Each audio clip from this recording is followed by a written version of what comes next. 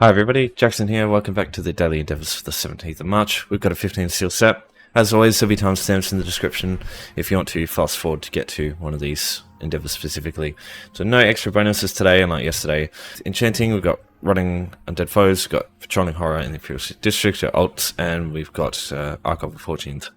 So it's an alright set, not amazing. I would just straight up avoid Patrolling Horror. I think all four of these options are better.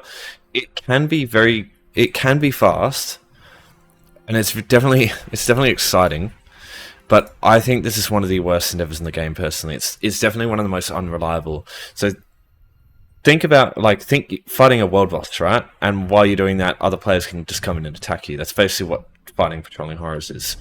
Like I said, is it exciting? Definitely. Fighting players and like PvE, PvP at the same time, but it's not reliable. Like, all it takes is like one hit from an enemy at the wrong time and you'll just die and you have to respawn, and they could pull the boss as far away from you as possible and you have to play chase after him and shit can happen. It's just fucking hate it. It's one of the worst endeavors in the game for getting it done quickly, so I just avoid this one whenever it comes up. But everything else is okay. This one here is long, and I would still recommend avoiding this one too, but it's if you don't have any money, you could probably do it instead of this one. If you don't want to go around getting Runestones or buying them. But I still think crafting with Enchanting is still better, just because it's a little bit of gold and it's very fast to do. Alright, so I'll start with ult abilities. That's why I'm on this character. So if first things first, if you have a Warden or a Sorcerer, I think they're the best to do this one just like ridiculously quickly. Even if you just like relog and log, just do it on them, just because it's so simple. Overload. Wardens also have the Guardian ult, the bear. With Overload, it's very easy. Literally, all you gotta do is just spam the ultimate over and over. That's it. And you'll get this done. With Wardens, there's only a slight difference. You have to remove the bear. If you have it out, what you can do is go to the active effects, right click on it, and it'll remove the bear. And then you just go bear ultimate again. And while it's casting, you block. And what will happen is, as an example, it's the same with the Familiar here. So if I do this but I block, it'll stop the cast. Same thing with casting the bear ulti. If you do that, it will still count as an ultimate, but you'll cancel the cast, and you just do that 3 times and you're done. Yeah, so pretty easy. Your character, for this to work, like getting Overload at level 12 Stormcalling, you only really need to be like level 10 or level 11 in order to get access to that. As long as you put like 1 skill on the bar while you're leveling. You could get it quicker than that too, but like, yeah, most people, like, you get it very quick regardless. Your other main method for doing ultis quickly is to use an ultimate that has a cast time, and do the same thing as you would with the Warden Guardian, where you block before it casts. The only issue with these is it's a lot. Your window for error is a lot smaller, so you got to be a little bit good with it. But what you do is you get your ulti ready. I might fuck this up, but I'll see how I go. So you cast the ulti and then immediately block. And as you can see, your character goes to do the ultimate, but just you block and cancel it. So you can just keep doing that over and over. A few skills you can do this with. Nightblades have Soul Shred. They've also got Deathstroke, but this requires a target, so it's a bit of a pain getting that one to work properly. Soul Shred, this one here, 0.5 seconds, so you can use that one. Dual Wield has Lacerate, which you can use as well. Bow, although it has a cast time, you can't. It can't be stopped. I don't think. Yeah, you're immune to all disabling effects while channeling this attack. So that also includes blocking. So yeah, don't use that one. Unfortunately, it doesn't work. Fighters Guild Dawnbreaker. This also works, so you can use that too. Unfortunately, Meteor doesn't work. It's an instant cast. I don't think there's... Yeah, neither of these options work. Some other classes that work, you've got, like I said, Sorcerer and Warden are the best, but you've also got Templar, their Crescent Sweep.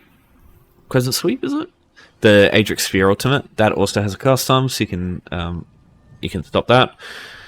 I think they're the only other one, though, because Arcanists don't have any, Dragonites don't have any, and Necromancers don't have any, so yeah, you can't really use any of those.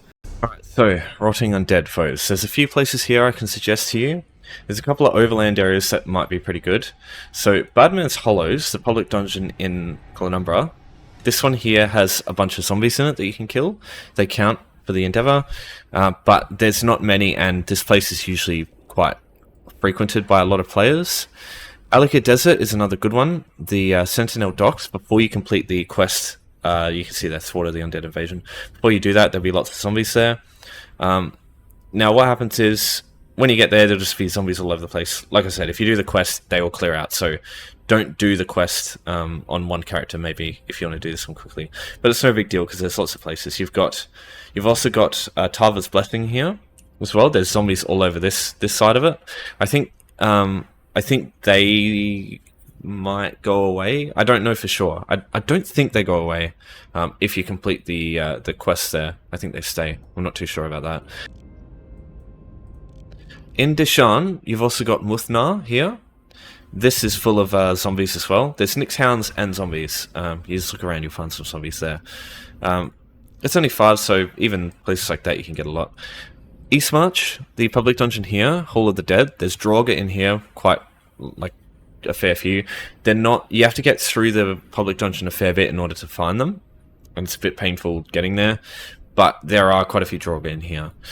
However, the only place I really suggest doing this, because I've found it, there's a fucking house right next door.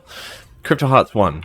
You go into this first room, right? So this one's really easy because the enemies are low tier. It's a relatively low, like, it's not a difficult dungeon.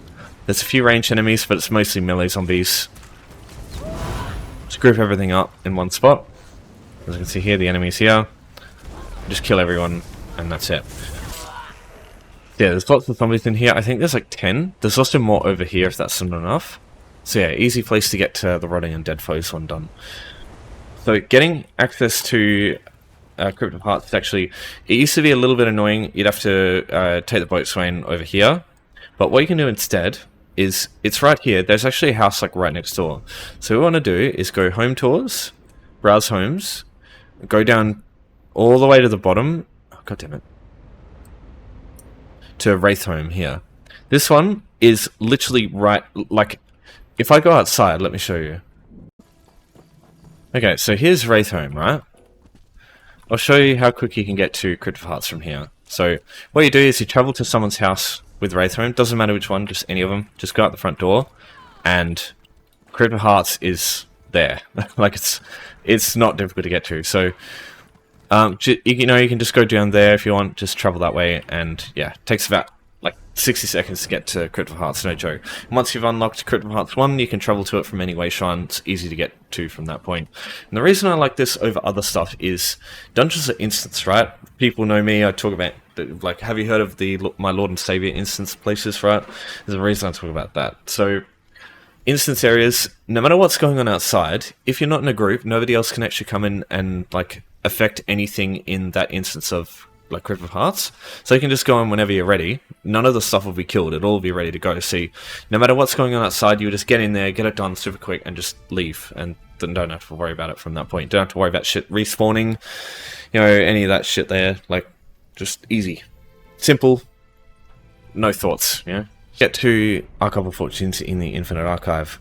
So this one's similar to the instance way of doing things. Don't have to deal with shit respawning or anything, but this one is way fucking longer to do than like this one's going to be, and this one. But I'll still give you a quick rundown. Infinite Archive is base game. You can find it in Apocrypha, but you don't need this zone in order to actually get access to it. You just need to travel here from a way shrine anywhere, so you can find it on the world map here. Doing Infinite Archive, it's not difficult to start with. The first arc, which is, well, you'll only be going through the first arc, it's relatively easy, but you do want like a decent damage build. You won't suffer greatly for not having one. It's just that you'll do it much quicker if you have a build with like decent offensive skills. And yeah, just make sure you have a few heals too, because the enemies here, they're not difficult, but you know, okay, I was completely nowhere near that. Yeah, they're not pushovers. Yeah, so. Now, unlike yesterday, where it was, in order to do it, you just had to do bloody 2 stages and that's it. This, you need to do 8 stages and also beat the 4 of the bosses afterwards. Maybe you might get away with not doing for bosses, maybe you not do 3 or 2, but it's RNG, so it's unreliable. So yeah, I wouldn't trust it. Alright, so sheaf of book pages. This is just for requests, don't worry about that. If you do Infinite Archive enough there, we'll get that. Right, so every time you complete a stage, you get a verse. These can be really strong, they can be absolutely shit, just depends on, again, RNG. Everything in here is just random shit, like random chance. Rotting Undead foes, if you get Draugr, maybe that counts? But I can't remember seeing any Draugr in here at any point when I've done it. I don't know. Okay, so that's 2 stages. So we don't have any Archival Fortunes yet. Class skills is good. Good skill. Oh yes, Sonolia, the Matriarch. So yeah, some of these can be pretty straightforward. Some of these can be an absolute fucking nightmare.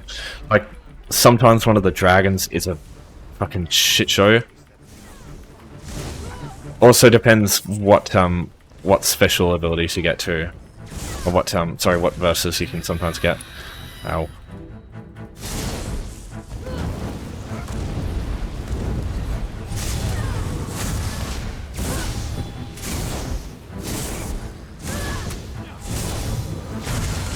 I keep spinning around with these lamias, because when they do that scream, it's the easiest way to avoid it. Okay, resonate. It's a shockwave thing. Alright, so here's where you start getting your muniment chests. When you can beat the bosses. You get 200 Archival Fortunes, you get 220 if you have ESO+, you get like 10% extra, but that's really not going to change anything, because you're still going to need, like, to do 4 things in order to get, because you still only get like 660 for 3. So the chance of you like getting anything like meaningful from ESO Plus in that case is not really gonna be worth it. It's definitely worth it for like getting lots, like doing lots of stages over and over, but you're not really gonna notice it for endeavors. So that's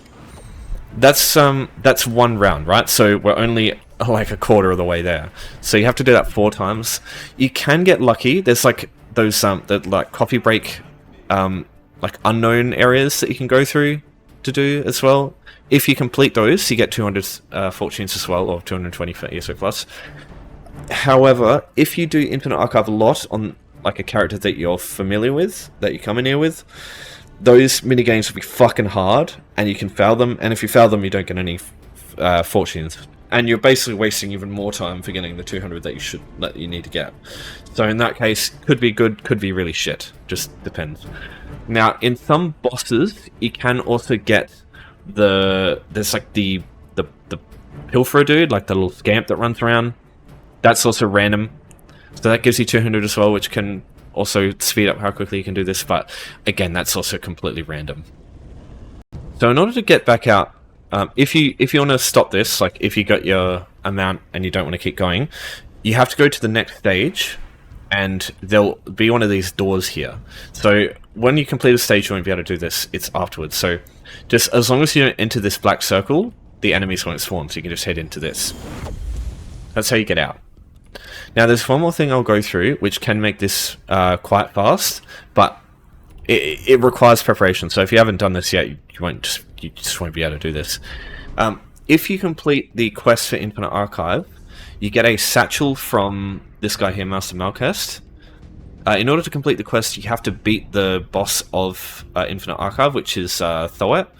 In order to do that, you need to do the four cycles and the 10 stages, and you need to beat Thoet. It takes like 20 or 30 minutes, depending on how good the verses and stuff that you get are. But if you have that, you'll get a satchel and it'll have fortunes in it. You get 500 fortunes from that. So that will after that you'll need to do, funnily enough, you'll still need to do get 2 chests worth of fortunes, even if you have ESO plus. So it still is quite some time invested. But you know, if you do that preparation, or if you do this, it is free. That's the one draw to this, I think, that's worth having, worth mentioning. Whereas the crafting with enchanting will require you to invest in some resources. Though that being said, the resources, the amount of shit you need to buy is so minusculely small that yeah, I imagine most people won't really have a problem with that. But yeah, that's the gist of Infinite Archive. So you need to do that 4 times or less, maybe, depending on how you go with the other stuff. But that's just completely random or completely based on how much you've done so far. So yeah, I don't really recommend this one because of that. Alright, so crafting and enchanting. There's no shortcuts to this one like there are with deconstructing. You just have to craft some glyphs. You can also craft housing items, but that's a lot of investment and it can cost a lot. But you can, if you craft stuff that people are after, you can make some money like doing that on the side. But just for the sake of endeavors, it's probably not the best idea. So there's 3 things that you need. So you need the aspect runes, these like orangey circle ones. You need the essence runes, these green triangle ones, and you need one of the blue square runes. So 1 of each. Now, getting access to these is not difficult. So even if you're level 1, I still suggest using the level 1 materials. You can get like Jihade and like Rapport and stuff. Rajera and Jihade especially are very cheap if you've got higher enchanting, but don't worry too much if you don't. So what you want to do first is you want to get your blue ones. So you're going to need 5 of each. So 5 blue ones, for example. The blue ones that I use, even at level 1, so get these from enchanters. Always get the blue ones from enchanters. You can get them from guildstores if you want, but you've got an infinite amount of the lowest cost, like level 1 ones here for like 30 gold. That's fuck all. So 5 of those, 150 gold. That's mostly Endeavor sorted. It doesn't matter which one you get, just either of them, because no matter what you get, unlike alchemy, there is no way of fucking up a glyph, like fucking up crafting a glyph, because every combination works. That's the good thing about enchanting, unlike alchemy. Yes, alchemy you can do with like only 2 resources, but this, yeah, there's no way to fuck it up. So all you need is 5 Jode or 5 Jorah. It doesn't matter which one you get. Just get 5 of those. So these can be, like I said before, these can be used at level 1, so it doesn't matter what crafting level you are, which is nice. Now next up we're going to need some green ones. Now like I said, it does not matter which one you get, just find the cheapest ones you can find. So I'm just going to use some, meat, because I have a shocking amount of meats at the moment. So use the 5 Jode, and then we use something like Jojota, for example. I would only suggest using Jojota for greens, because they can be used at level 1, and they are also mind-blowingly cheap. 3 gold each. It's weird because tar is actually more expensive, and tar is also actually more expensive than the blues. Blues and greens are fine to use, I think, but any other one I wouldn't suggest it. The reason tar is so expensive is because you use Rits. These 2 here aren't. So Jojota is actually like sort of the least usable one, or like the least important one, and Donata is also not that important. Tar is important because Rits give you the gold ones as a reward sometimes, so it's actually worth holding on to tar, which is kind of funny. But yeah, Jojota. Donata you can't use until you get to aspect level 2, which you just need to level up enchanting a little bit. It doesn't take long getting to Donata, though you do need another skill point. But these 2 here are very cheap, so those are usually what I'd use. So just do that, and you just make whatever. So you just need to do that 5 times. Now, to get the other 2 glyphs, to get the other 2 runes, sorry, I would only, like, you can run around and get some runestones, and that's, you know, 5 runestones you'll get. You'll always get with a runestone, like when you harvest them, you always get the aspect ones. Do I have any in mind? Yeah, you always get one of the greens, and you always get one of the aspect ones. The only issue with that is sometimes the aspect ones that you get, if you get lucky and get a Rakuta or even a Kuta, you can't use those if you're low level, so it might just be worth it buying a stack of like the Jojotas, because they are so fucking cheap anyway, right? So let's go have a look here. Terminals Emporium. So you go down to materials, go to enchanting, and you go either these ones. See, 25 gold each. Are you fucking high? And then you can go essence runes here. So, oh my god, what is this shit? Just keep looking around. You'll find some good ones eventually. There you go. Duckkeeper, 10 of those for 17 gold. That's not too bad. Look at the unit price though. Never look at the total. The total might be low, but if you're spending a lot on each item, like in like per item, it's not great. So use this area, always keep it up, and just go for the ones with the lowest per unit price. That way, you're always getting like the cheapest I mean, you get it. You're paying less for more, basically. Alright, so I'll just quickly go through. I'll put this in the description if you want to read all this stuff to see what each thing does. Maybe if you want to craft some stuff for like a character you're making, you could just knock out 2 birds with 1 stone at this time. But there's a couple I would try not using over other stuff. So only use Jorah and Jode if you can allow it. If you're high level though, Rogera and Jihade are going to be quite cheap compared to other stuff on guild stores. But go Jorah, I think. It's just a lot simpler. So here, Denny, Mako, and Oko, these are used in writs a lot, and Oko especially is quite expensive. Also, Indeko is expensive, and especially whereas at Hakejo, don't use this one in any circumstances for anything aside from gold prismatic defense glyph. Like gold 160 prismatic defense glyph. That's the only thing I would ever use these things for. And yeah, even then I barely make those things because I'm so... They're like 30,000 gold each, maybe more. I don't know how they are right now, but they are fucking expensive, and I would never use them unless you actually going to do that. These 2 here, you can't get them anymore. You might find a couple on guild stores, but they are like millions and millions of gold, so I wouldn't worry about those. They're just like a bragging rights thing nowadays. And yeah, Jojoto, that's the only one I'd use here. Donata, if you can do it too, because they're both going to be very cheap. And yeah, if you want to know what they look like, this is what a Runestone looks like. I assume most people know what these look like. You're probably going to see the orange tint on the floor quicker than you are the rest of the Runestone itself, usually. Alright, if you have any questions about any of this stuff, just let me know. But that's Endeavor's done, so I'll just go ahead and finish this one off. And that's it. So easy set. So thanks everyone for watching. That's Daily's done. Hope everyone's doing well. Thanks for your support as always. And I'll see you all next time. Take care.